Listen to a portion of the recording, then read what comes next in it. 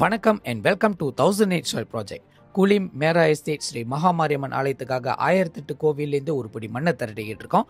இன்னைக்குள்ள பதிவு குவாந்தானில் கடைசி பதிவு. அதே நேரத்தில் பஹாங்கோட எக்ஸ்பெடிஷன் இந்த பதிவோட முடிகிறது.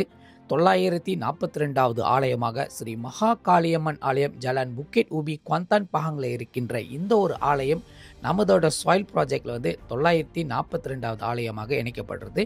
இந்த ஆலயத்துக்கு பின்புறத்திலே ஒரு பெரிய ஸ்தலவிருட்ச மரம் ஒன்று இருக்குது.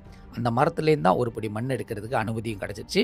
ஆனால் இந்த காளியம்மனுக்கு சுமார் 3000லேருந்து 4000 பக்த பெருமக்கள் கலந்து கொள்கிற ஒரு தீமிதி திருவிழா மிக விசேஷமாக நடத்துவாங்களாம்.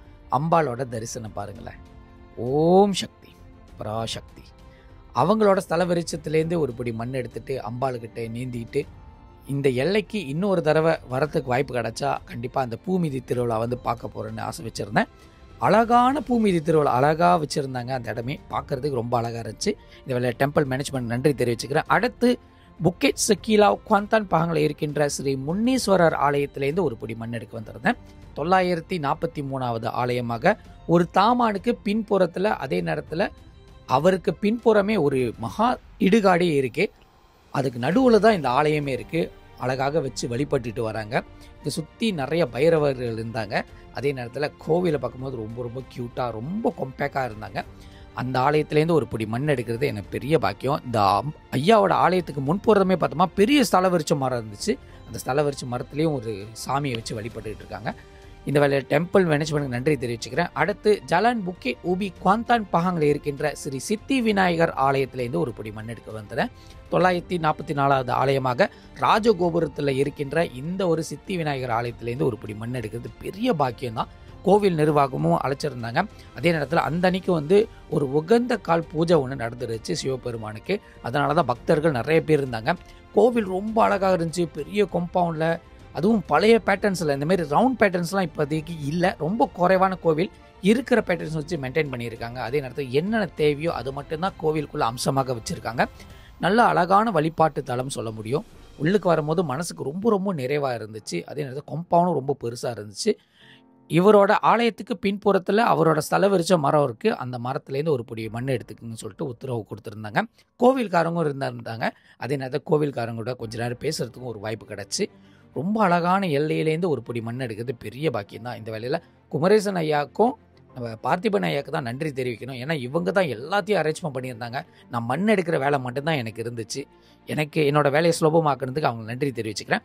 அடுத்து குவாந்தான் டவுனுக்கே தாய் கோயிலாக இருக்கின்ற ஸ்ரீ மகாமாரியம்மன் ஆலயம் தானாபுத்தே குவாந்தான் 945வது ஆலயமாக இந்த ஒரு ஆலயத்திலேருந்து ஒரு பிடி மண் எடுக்கிறதுக்கு எனக்கு பாக்கியமாக கிடைச்சது. இந்த ஆலயம் தற்பொழுது திருப்பணியில் இருக்காங்க. ஆனால் திருப்பணி வேலைகள் ரொம்ப வேகமாக நடந்துக்கிட்டு இருக்கு. ஆலயம் பாருங்க ரொம்ப அழகான விஷயத்தை அம்சமாக வச்சுருக்காங்க. பக்தர்களுக்கு என்ன தேவையோ அதுக்கு ஏற்ற மாதிரி கொண்டு வராங்க.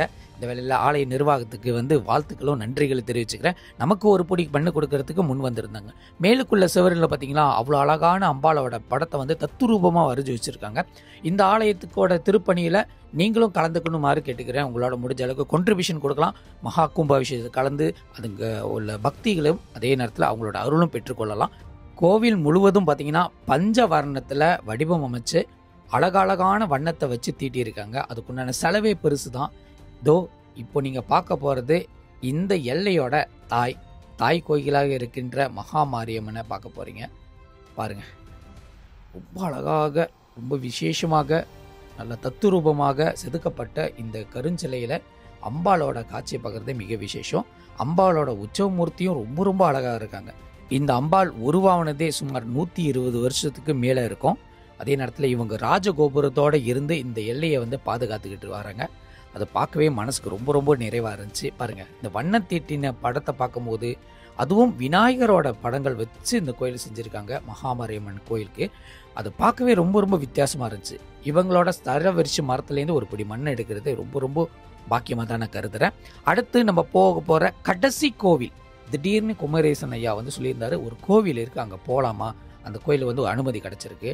இந்த எல்லையில் மட்டும் இல்லை, பல மலேசியாவில் நான் பார்த்த ஆலயத்தோட அம்பாள் பார்த்திங்கன்னா இவங்க ரொம்ப வித்தியாசமானவங்க. அதே நேரத்தில் இவங்க பேரும் வித்தியாசம்தான். இந்த எல்லைக்கு போகிறதுக்கு ஒரு வாய்ப்பு கிடச்சி ரொம்ப கடினமாக இருந்துச்சு எனக்கு. இந்த எல்லைக்கு வந்து சேரும்போது தான் மனசுக்கு ரொம்ப நிறைவா இருந்துச்சு. இந்த ஆலயத்தோட பெயர் அருள்மிகு ஸ்ரீ அத்தம்பரா அம்மன் கோவில்.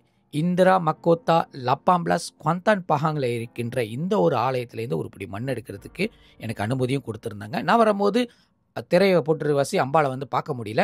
அதே நேரத்தில் அம்பாள் வந்து ஃபோட்டோ மூலியமாக காட்டினாங்க, அதாவது ஃபோனில் காட்டியிருந்தாங்க இப்படி தான் இருப்பாங்கன்னு. இந்த எல்லையை உருவாக்க சொல்லி இந்த எல்லைக்காரங்கிட்ட அனுமதி கொடுத்துருந்தாங்க.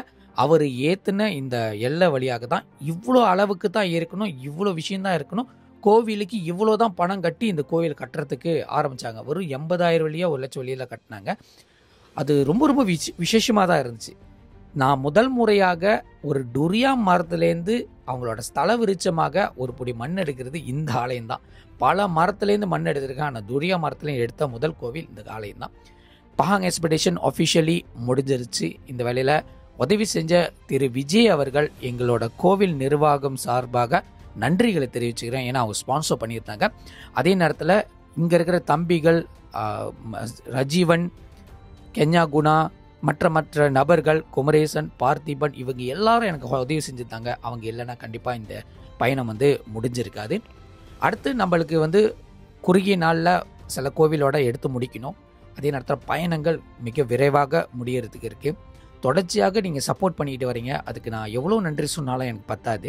ஏன்னா நீங்கள் தான் வந்து ஷேர் பண்ணி மற்ற ஆலயத்துக்கு வந்து தகவல் கொடுத்து அவங்கக்கிட்ட சப்போர்ட் வாங்கி எனக்கு அனுமதி வாங்கி தந்திருக்கீங்க. நீங்கள் எல்லாம் கண்டிப்பாக இந்த பயணம் வந்து முழுமையை அடைஞ்சிருக்காது.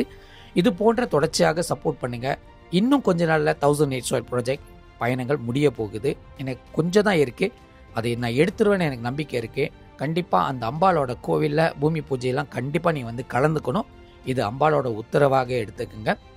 அது மட்டும் இல்லை, இந்த மண் எடுக்கிறதே என்னோட சந்தோஷத்துக்கு கிடையாது, அம்பாள் கேட்டவாசி அவங்களுக்காக சந்தோஷமாக எடுக்கிறதுக்கு நான் வந்திருக்கேன். இந்த பயணத்தில் நீங்களும் என் கூட தொடர்ந்து வரீங்க. நீங்களும் நல்லா இருக்கணும், உங்கள் குடும்பமும் நல்லா இருக்கணும்னு கேட்டுக்கிறேன். ஃபாலோ பண்ண மறக்காதீங்க. ஓம் சக்தி.